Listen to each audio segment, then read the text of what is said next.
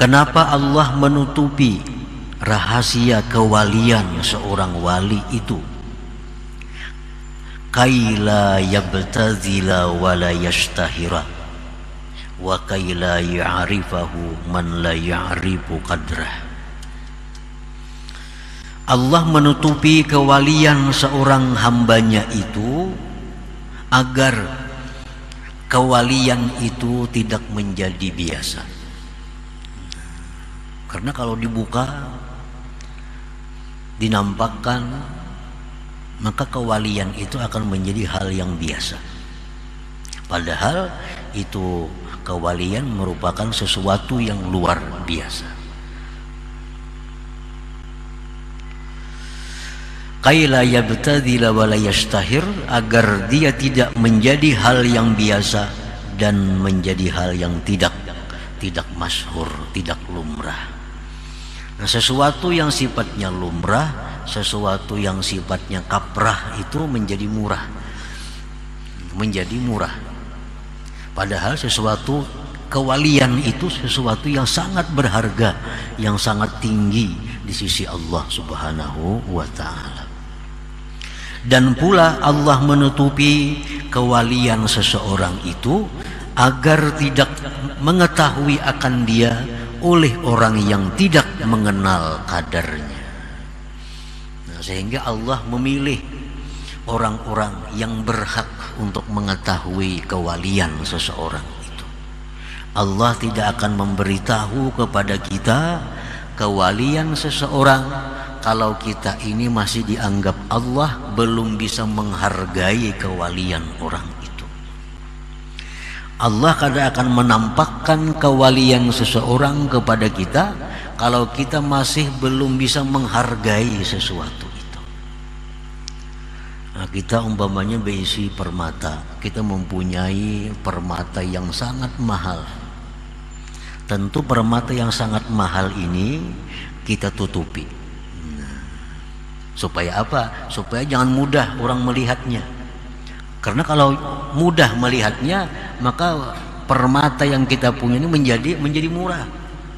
Nah, ditutupi, ini permata dibuat dalam kain, dibuat dalam serupa, dibuat lagi dalam lemari, sehingga hanya orang-orang tertentu yang bisa melihatnya.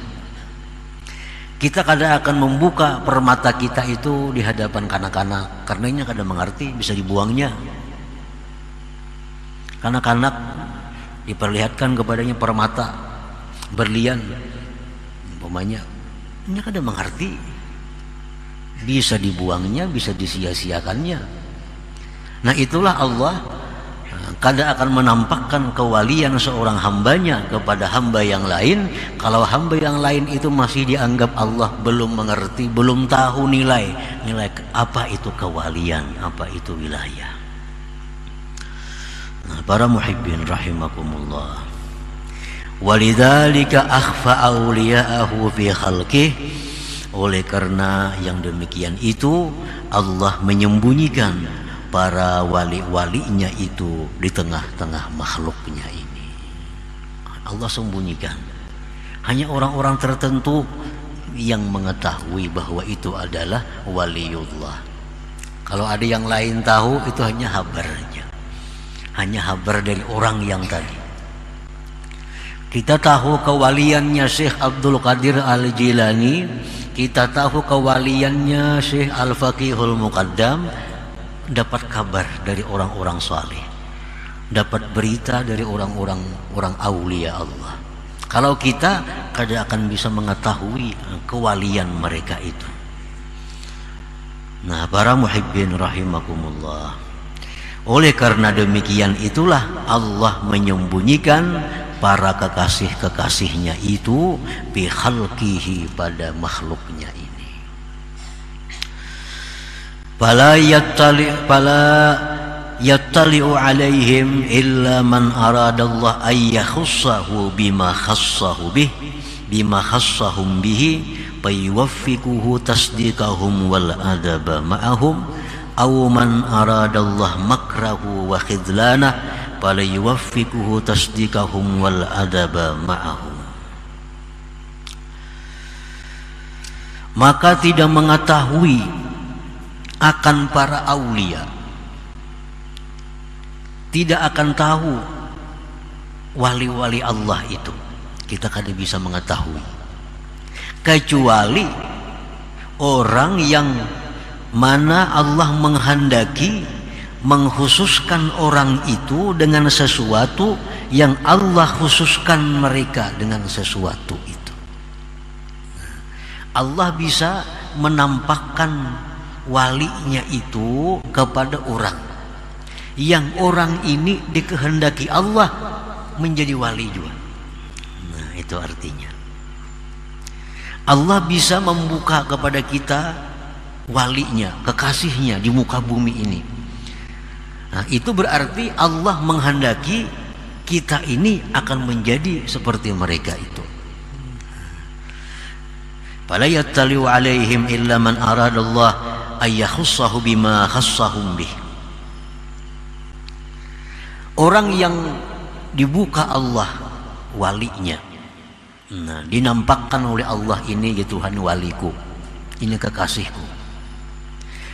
Nah, apabila kita ini dikehendaki Allah untuk menjadi seperti mereka, maka Allah beri taufik kepada kita untuk membenarkan mereka itu para wali dan beradab dengan mereka. Itu tandanya. Ini wali-wali ini di muka bumi ini bertebaran. Kekasih-kekasih Allah ini di muka bumi di mana-mana ada. Tapi karena itu Allah sembunyikan. Karena banyak manusia yang tidak tahu nilai kadar mereka itu. Allah sembunyikan.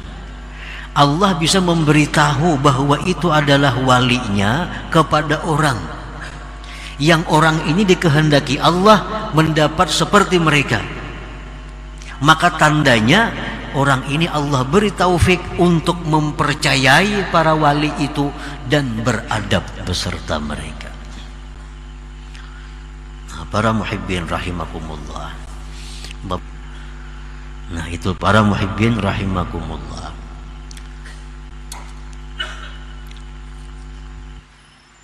Aw man aradallah makrahu wa khidlanah fala yuwaffiquhu tasdiqahum wal adaba ma'ahum.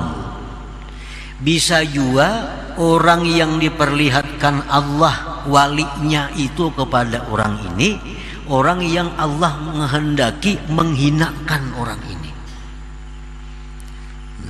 Jadi orang yang dinampakkan Allah walinya itu bisa orang yang mulia, bisa orang yang hina. Nah, orang yang hina ini bagaimana? Orang yang begitu Allah nampakkan walinya di hadapannya, dia tidak diberi Allah taufik untuk membenarkannya dan beradab besertanya. Nah, ini berarti orang ini akan menjadi orang yang terhina di hadapan Allah Subhanahu wa ta'ala. Nah, para muhibbin rahimakumullah. Nah, jadi pemahamannya yang lebih jelas lagi, ini ada orang ini diberi Allah karamat yang mana kita menyaksikan atau mendengari karamatnya itu. Nah, apabila kita ini membenarkan itu dan kita bisa beradab dengan orang itu pertanda bahwa Allah akan memuliakan kita. Kita akan jadi orang seperti wali itu. Nah, tetapi apabila Allah memperlihatkan kepada kita walinya, lalu kita ini kada diberi taufik untuk membenarkan itu wali, tidak diberi taufik oleh Allah untuk menjaga adab dengannya, ini pertanda bahwa kita akan menjadi orang yang hina di hadapan Allah Subhanahu wa ta'ala. Nah, para muhibbin rahimakumullah. Waqad qila, sungguh dikatakan orang, innallah khabba'a salasan fi salasin, khabba'a ridah fi ta'atih fala tuhakkiranna ta'atallah syai'an, wa khabba'a sukhtah fi ma'siyatih fala tuhakkiranna ma'siyatallah syai'an, wa khabba'a awliya'ahu fi ibadihi fala tuhakkiranna ahadan la'allahu waliyullah. Sesungguhnya Allah Subhanahu wa ta'ala menyembunyikan tiga hal dalam tiga perkara. Pertama, Allah menyembunyikan keridhaannya di dalam taat. Allah menyembunyikan keridhaannya di dalam taat. Artinya di setiap perbuatan taat itu ada di dalamnya keridhaan Allah. Baik taat itu besar, taat itu sedang, taat itu kecil, pokoknya dalam taat itu ada terkandung keridhaan Allah. Maka janganlah kamu meremehkan suatu taat kepada Allah, karena di situ ada keridhaannya. Sekecil apapun taat itu mesti diambil. Artinya jangan dianggap remeh satu taat walaupun kecil, karena di dalamnya itu ada ridha Allah, keridhaan Allah Subhanahu wa ta'ala. Jadi jangan meremehkan perbuatan taat, jangan meremehkan sesuatu yang diperintah oleh Allah, karena di situ terkandung keridhaan Allah Subhanahu wa ta'ala. Misalnya ada duit 1.000 rupiah. Duit 1.000 rupiah ini kita anggap kecil karena kada banyak manfaatnya. Tetapi duit 1.000 rupiah kalau kita sumbangkan, kalau kita sedekahkan, nah dalam duit 1.000 rupiah itu ada keridhaan Allah. Jangan anggap remeh lagi duit 1.000 yang telah disedekahkan itu. Duit 1.000 yang disedekahkan itu jauh lebih berarti daripada puluhan miliar yang ada di deposito kita. Kenapa? Karena duit yang dalam deposito kita, duit dalam tabungan kita, belum tentu ada keridhaan Allah di situ. Tapi duit 1.000 yang kita sedekahkan itu ada keridhaan Allah di dalam uang 1.000 rupiah itu. Jangan anggap remeh sesuatu yang di dalamnya ada keridhaan Allah Subhanahu wa ta'ala. Nah, yang kedua, Allah Subhanahu wa ta'ala menyembunyikan kemurkaannya di dalam maksiat. Jangan kamu remehkan sekecil apapun maksiat kepada Allah. Jangan kamu anggap remeh maksiat sekecil apapun, karena dalam maksiat itu ada kemurkaan Allah. Kemurkaan Allah ini kalaunya menang daripada keridhaannya, kita akan masuk dalam neraka. Ini timbangan amal kita nih, di akhirat ditimbang amal kita sama beratnya antara kebaikan kejahatan sama. Nah, sama. Cari amal lagi, kumpulkan lagi amal kita. Malaikat mengumpulkan sampai di posisi ini sama. Nah, datang amal kejahatan halus saja, kayak rambut diandak ke sebelah kiri, barat ke sebelah kiri. Nah, dengan sebilah rambut inilah kita masuk ke dalam neraka kalau kada diampuni oleh Allah Subhanahu wa ta'ala. Jangan anggap remeh sesuatu amal kejahatan, karena yang sedikit itulah bisa membawa petaka bencana kepada kita. Kalaunya sama aja itu bisa selamat. Kan ditimbang amal, ambil amal kebaikan, letakkan sebelah kanan daun timbangan, amal kejahatan sebelah kiri, amal kebaikan sebelah kanan, amal kejahatan sebelah kiri, timbang sama. Nah, nanti kebaikan habis berarti lagi, nanti kejahatan ada kayak bilah kurik api, andak belah kurik api ini ke sebelah kiri, barat ke sebelah kiri. Ini yang mencelakakan kita, nasa bilah kurik api ini. Nah, jadi jangan anggap remeh satu maksiat, karena di situ ada murka Allah Subhanahu wa ta'ala. Nah, Allah menyembunyikan murkanya itu di dalam kemaksiatan. Sekecil apapun maksiat, di situ ada mengandung kemurkaan Allah Subhanahu wa ta'ala. Yang ketiga, wa khabba'a awliya'ah fi ibadih Allah menyembunyikan para walinya, Allah menyembunyikan kekasihnya di tengah-tengah hambanya. Fala tuhakkiranna ahadan, jangan sekali-kali kamu meremehkan seseorang dari hamba Allah. La'allahu waliyullah, barangkali dia itu adalah kekasih Allah subhanahu wa ta'ala. Meremehkan, memperinting kekasih Allah itu sama halnya dengan memperinting, meremehkan Allah subhanahu wa ta'ala. Nah, para muhibbin rahimakumullah, jadi wali-wali ini sembunyikan Allah di tengah-tengah hambanya.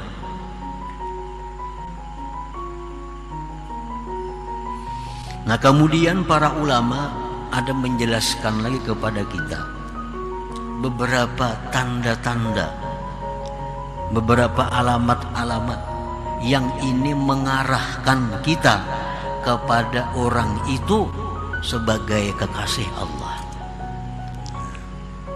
Kan jangan kamu remehkan hamba Allah, karena di situ ada wali-walinya. Siapa tahu yang kamu remehkan itu adalah waliullah, maka engkau akan binasa. Nah, ada tanda-tanda yang mengarahkan kita bahwa itu makin mendekati waliullah, makin mendekati, bukan memastikan. Disebutkan dalam kitab Al-Ilmun Nibras, ini alamat-alamat yang mengarahkan bahwa itu ada kemungkinan hamba Allah itu seorang walinya. Nah, disebutkan di dalam kitab itu, apabila pada diri seorang hamba itu ada salah satu di antara tiga, maka orang ini bisa kita i'tikadkan bahwa orang ini adalah orang yang mulia di sisi Allah.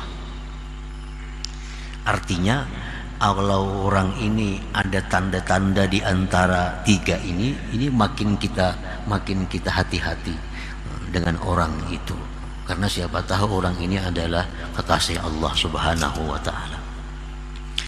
Yang pertama tandanya itu adalah orang ini dimuliakan, dihormati oleh ulama-ulama ahlil ilmul batin. Ala ayyi sifatin kan. Nah, orang ini dimuliakan, dihormati oleh para ulama-ulama ahli ilmu batin. Nah, bila ada orang seperti itu, nah ini mengarahkan kepada kita orang ini orang yang mulia di sisi Allah, dan kita makin berhati-hati dengan orang yang seperti ini. Jangan sampai kita kehilangan adab dengan mereka atau tidak membenarkan apa yang mereka kerjakan atau katakan. Nah, orang ini dimuliakan, dihormati, disayangi oleh ulama-ulama ahli ilmul batin, oleh ulama-ulama sufi. Nah, ulama-ulama sufi itu menghormati lawan orang ini, walaupun orang ini misal suka berbuat maksiat. Ini ada orang ini kelihatan suka berbuat maksiat, tapi ulama-ulama ahli ilmu batin menghormatinya. Nah, kita hati-hati dengan orang itu. Yang kedua, ulama-ulama ahlul batin tidak ada yang menghormati orang ini, tetapi orang ini orang yang kuat dalam agamanya, dan pada dirinya ada timbul hal-hal yang menyalahi adat, walaupun orang ini kadang-kadang mau melakukan maksiat yang zahir. Nah, ini orang ini mengarah juga kepada orang yang dimuliakan Allah. Ini orang berpendidikan agama, orang ini beragama kuat. Pada dirinya tuh ada timbul kadang-kadang hal-hal yang menyalahi adat atau karamat lah. Tapi orang ini mau melakukan dosa-dosa yang zahir. Nah, orang ini pun orang yang mesti kita hati-hati dengan orang ini. Artinya mesti beradab dan mempercayai mereka itu. Nah, yang ketiga, orang ini kada punya karamat, orang ini kada diakui oleh ulama-ulama, tapi orang ini kada pernah kita lihat, kita dengar berbuat satu kemaksiatan. Ulama-ulama kada mengakuinya, karamat kada juga timbul pada dirinya.